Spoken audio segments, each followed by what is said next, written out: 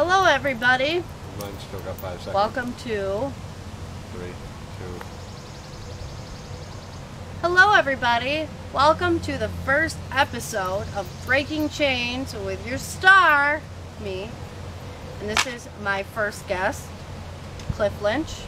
He's here to discuss recovery and coming back from, a hard life of addiction. And I think this is a great topic because we have so many people going through the epidemic right now that we need people like him to come talk about his experiences and everything that brought him here at this point. So, tell me about you, Cliff. How old are you? I'm 30. 30 years old. So, he told me he's a master of the custodial arts. AKA a janitor. If you want to be a dick about it. Yeah. So, where are you from, Cliff? I grew up down in Maryland and I came up here around 16. 16. Yeah. Wow, that's young. Yeah. So, let's just get going on the storyline, I guess. First off, tell me, what do you like to do? What are your interests? What keeps you going at this point? My hobby is pretty much collecting hobbies. Like, I'll go from playing Dungeons and Dragons to going out fishing, hunting. Dungeons and Dragons. Oh yeah, I'm super fucking nerdy. Okay. Alright. So you do a lot of stuff, I see. Yeah. Do you enjoy where you work? Is there a different job you would like to do if you could pursue that? I enjoy the pay for where I work and the fact that I have my entire day free, but I recently started diving into doing stand-up on the side because I'd much rather have that as a career choice. But we'll see how that goes. Stand-up comedy. He is funny. We'll give him that. So how long have you been clean? I've been clean for 3 years. It'll be 4 years on September 13th. That's a long time. You guys out there don't realize it, but 4 years, that's insane. Now, what was your drug of choice, if you don't mind me asking? Mainly meth. Methamphetamine. So, methamphetamine's big around here now, up in Chautauqua County. Too many people like to compare that heroin is deadly and fatal, so they don't really like to bring light to methamphetamine addiction. But a lot of people are really struggling with it, and they think it's safer because it's not heroin, but it's really not. Actually, you're just putting a bunch of chemicals in your body that your body actually cannot process. So in doing this, yeah, you might be saving yourself some time, but you're killing brain cells. You're destroying your body. Dopamine receptors, and then your body cannot create dopamine anymore, which means everything that normally gives you joy as a survival reward no longer affects anything. Exactly. And a lot of people like to lighten it off by comparing like speed and meth, like coke and crack, where one is more socially acceptable, but any one of them can drag you down the hole. Any drug that affects the brain usually creates an off balance. And when that balance gets upset and homeostasis is disrupted, it causes a lot of different problems like depression, anxiety. So a lot of people actually start off with these issues in the brain that cause them to use. So then you use, and the problem becomes bigger because now you're lacking, dopamine, serotonin, the ability to cover all your opioid receptors when you take real drugs that are meant for pain. All these different things happen. So therefore, you're actually troubling yourself more. I had to get put on 3 different continues. Antidepressants just to monitor out my dopamine levels, my serotonin levels, and the Strattera for my ADHD. Mm-hmm. Which it also limited what care I can get because I had to specifically ask for a medication that was not an amphetamine. Yep, because you got to be careful. Somebody might give you a medication prescribed by a doctor, but it doesn't mean it's the best for you. Yep. You always have to advocate for yourself, take care of yourself, listen to your body. That's huge. All right, now tell me about your childhood, Cliff. Well, alright, so I came from a house of users. My mother and father both were. By the time I was 3, my mother had let me scream in my crib and to the point where I had a double hernia as a baby. Oh. So I had that operation done at a really young age. Shortly after that, my mother chose to take my older sister and my little brother and say she was visiting family and decided to run away. They weren't allowed to contact me. They weren't allowed to reach out to me. They weren't allowed to mention me because she was worried about her own image after that. So after that, things fell apart with my father. Kind of bounced around a little bit. I ended up with my aunt and uncle, and I had a good life with them, but then I ended up moving back in with my father. He had just gotten remarried. I was 12 years old. I was an honor roll student. His new wife was a little resentful of a 12-year-old getting thrown into her new perfect marriage. So from one end, I had her dislike for me, to put it mildly, and emotional abuse, and then my father blamed me for ruining his new marriage. So I had physical repercussions for that. And all of that led to a need to numb it down, to escape, to block out everything that was going on. So I started, first it was just little shit like weed, or I remember the first time I tried acid, I got in an argument with a stop sign because I was lost, and it was in capital letters, so I thought it was yelling at me. And I was like, look man, you don't gotta take that tone, it's not necessary. Yeah, I sat there for like 5 minutes talking to this damn stop sign before I got past it. We're still not on speaking terms. Okay, so yeah, we guess you better not drive down that road, right? Yeah. Yeah. Well, you know what? If you don't use again, you won't have to go down that road. So, let's see. Another question for you. When you started into your addiction, did you go slowly? Did it happen fast? Did you find yourself addicted within, a short period of time, or did it take time for you to get there? Really, I didn't even notice it until I was rolling over, and I would build my own little glass pieces and everything. And when I would sit there and do my first couple hits of the day just to get back to being at a normal level, I wasn't even getting high anymore. I woke up in the negatives every day. And it started off, I was a very cheap drug addict. Like, I would go with whatever I could get my hands on that could last the longest. Yeah. And then once I found out that I could trade a box of Sudafed for a 50 sack, I was like, it was perfect for me. It was only like $5 or some shit.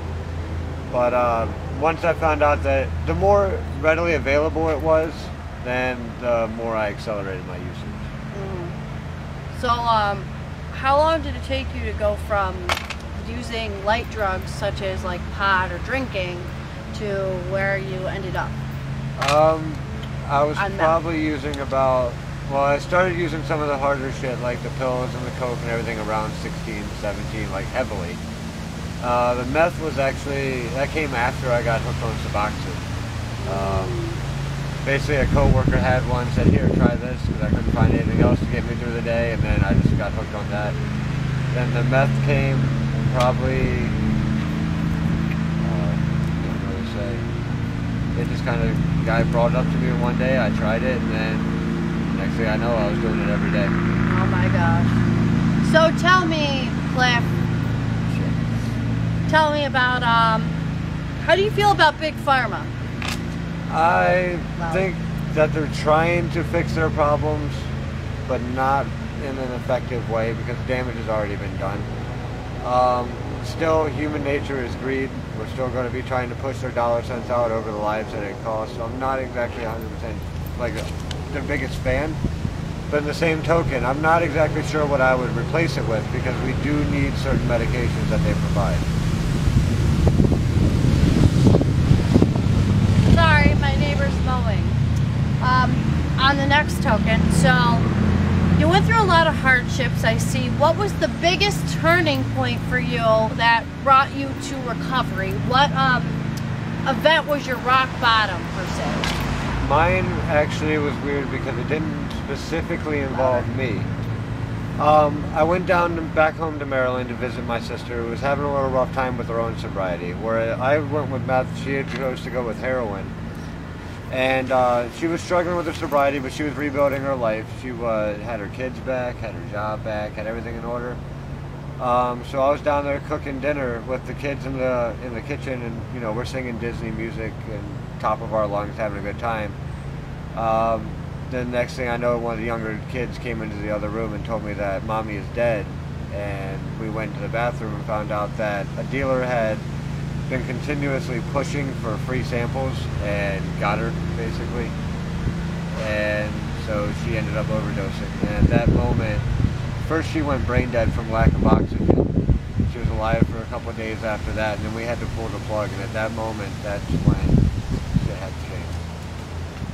Now, do you feel like there was anything purposeful there? Do you feel like the drug dealer was trying to murder your sister, or I do you don't feel think like it was they trying were to be just murder. I trying think to it's get still- clientele? I don't think it was a personal attack. I think it was the same thing. Greed still dictates human nature, where the dollar bill at the end of the day is what matters most. And if a lot of them will do that, well, they'll offer out free bags just to get return clientele. Right. How do you feel about people that sell drugs to someone and they pass away? Do you feel like these people should get 20 years to life in jail? What do you think the repercussions should be for someone if that is in I that position? intentionally load up a gun and shoot somebody, I'm getting a harsh sentence. Yeah. If I deliberately pick up a knife and stab somebody, if I know that my action could result in your death, I'm still held accountable. Right. And I don't feel that dealing should be any different. You know the possible repercussion. A guy selling weed has never had to worry about a guy overdosing under his blood. But a guy selling heroin or any harder pills or any of that shit, anything laced with fentanyl. Yeah. Now, how do you feel about the addict selling drugs because they're an addict trying to fulfill their habit? Do you feel that's different because they're kind of in the insanity cycle? Or do you feel that they understand they understand what could happen and they should be held just as accountable as the person who does not have a drug addiction? See, that one I'm a little more harsh on because I still view it, you can change yourself and change your outlooks. Mm-hmm. It's not the easiest thing, and that's why a lot of people don't do it. It takes work, it takes dedication. Mm-hmm. That same addict that's selling knows what could happen, and he probably has lost people depending on what drug that he's selling. Yep. And he's still making the conscious choice where it doesn't matter. And I know that his thinking may be obscured, but this isn't one where motive really is necessary. The action is still the same. Correct. Okay, I agree with you. So, when your sister passed away, did you have any relapses after? How was your brain? How was your emotions? What did you go through after she passed away that, how did it affect you as a person, and has that carried on to this day? And I'm not saying just as in relapses, I'm saying in general, your emotions, your stability, your drive to succeed. Just tell me a little bit of what happened after that. Well, immediately after she passed, I was pretty much lost because I was still down there, at her house and everything, sorting through all of her belongings. I went to a couple of their local NA meetings because I just wanted to see the positive impact that they had. And overall, it seemed like it helped a lot of people. It personally wasn't for me, but I did have a couple relapses, at my lower moments. I was still grieving, and it doesn't excuse it, but it does explain it.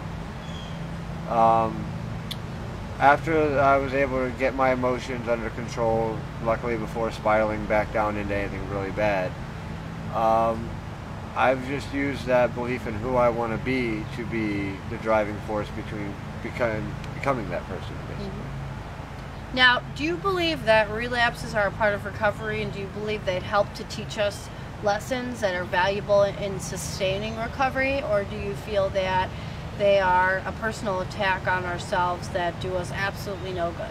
Or how do you view I think that it's natural that you're going to have relapses.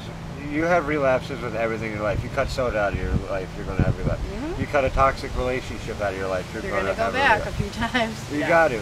You have to fall a couple times in order to get back up. And don't beat yourself up, but at the same time, you can't use that as a crutch or an excuse. You can't allow yourself 6 hole punches on a card for your relapses. Mm-hmm. They do come. They are terrifying because you don't know if you're going to be able to dig yourself back out or if they're ever going to end. But eventually, I haven't had a relapse in 3 years. Yeah, that's awesome. So, on another note of that, how do you feel that the program of NA and AA, not to bring them up, we'll just say meetings in general because I don't want to drag them into public controversy, but how do you feel that any type of social meetings to come together, how do they help people with relapses and addiction? Do you feel that they help? Do you feel like they're bad? How do you feel like they did for you? Did any of that work for you, or did you do it completely on your own? I did it completely on my own, but one thing I did appreciate seeing was the tight-knit community. If one person, it's very rare nowadays for somebody to say, how's your day, and genuinely care. Yeah. Like, a lot of it, that's just a greeting for me for most of the time. It was nice seeing these people that really bonded together to help each other up and lift each other up. That's just not how I was raised. I mean, I've been trying to do my own thing since I was 16, 17 years old. Yeah. But it was reassuring to see that out there. But again, there's a lot of toxic people out there that will go to those meetings and they will sit there and scavenge for drugs or try to, you know, find somebody to manipulate, some newcomer that's just trying to get their life on track. There's a lot of toxic shit in them. You gotta pick and choose, you gotta pay attention, you gotta be just as vigilant in your meetings as you are outside of it. If not, I would probably recommend just going to a regular one-on-one counselor.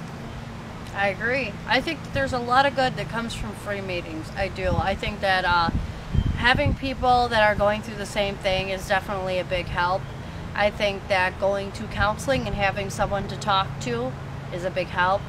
How do you feel about the legal system and drug court? Do you feel like it stops people from growing or helps people, or how do you view it? Because personally, I think that there's both good and bad with it. I've seen people like myself go through the drug court system and actually get better, and I've seen people go through it and actually get worse and not be able to continue working, or you know, they go into jail for things like marijuana possession, and here they are now revoking that, but they haven't been able to get jobs or further their careers or even do anything that they had dreams to do, all for pot or maybe, you know, a couple pills, and they're not even drug addicts, and here they are on drug court. How do you feel about that personally? My issue is that there's no actual standard. You know, one drug dealer goes straight to jail, or like one guy selling weed goes straight to jail, no offers for anything else, it's just done and over with, depending on the judge of that day. Another one will actually get the help that they need through drug court, through whatever programs they need to attend for that drug court. Or some will go to prison based on their weight, and some of them will go to a Lakeview Shock where they can go to a boot camp and actually... We're recording. Fuck, mine stopped. Yeah, no, I totally agree. Yeah. So, I think we're getting close to wrapping this up, but is there any advice you want to give for people out there who are experiencing, you know, addiction, death of a loved one, anything along those lines? With either of those, it's going to hurt like hell. It's going to be hard. But then again, nothing that you really are going to want to do in life is going to be as easy as you know, grabbing a bag and fucking disappearing into a daydream. It's not worth it.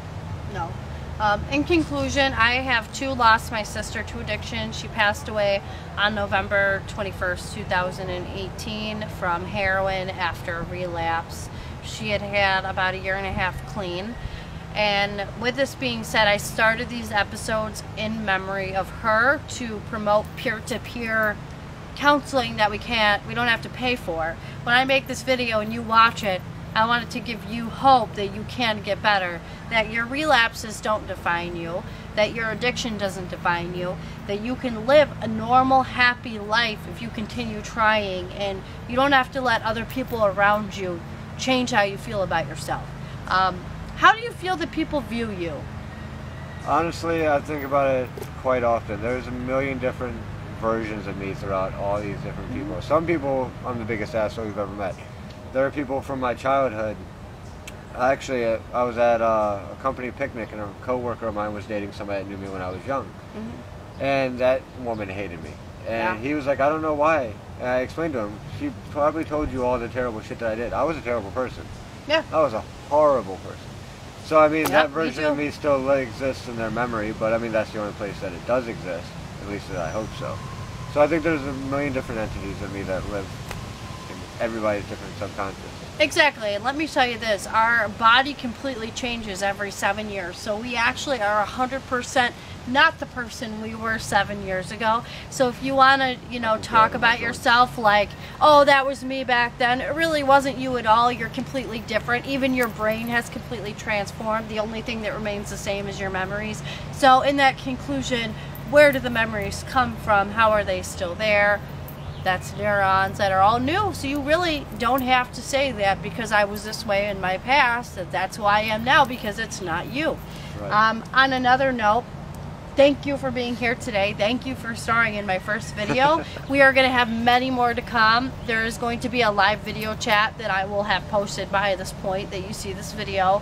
We're going to continue with some questions. I'm going to start getting more people live. If you feel that you are fit for these videos and you would like to start talking about any traumatic experience you would like to help others through, please contact me. Don't be afraid to do it.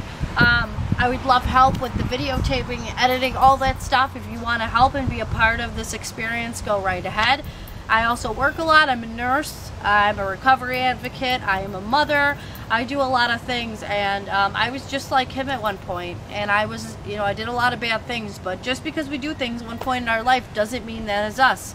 And if you believe that about yourself, it will come true. So just believe that you can do better, and you will. And that's all I have to say. Have a good day. Like, comment, and subscribe. Yep, go to my page. It's called Breaking Chains with Bree Janes. Catchy. And just go ahead and like and share, because I'm trying to create a big light to Chautauqua County on things that we don't like to talk about. So, when you go home tonight and you lay your head down, think about how you can be a better person tomorrow. And I'll end with that note. Have a good one, guys.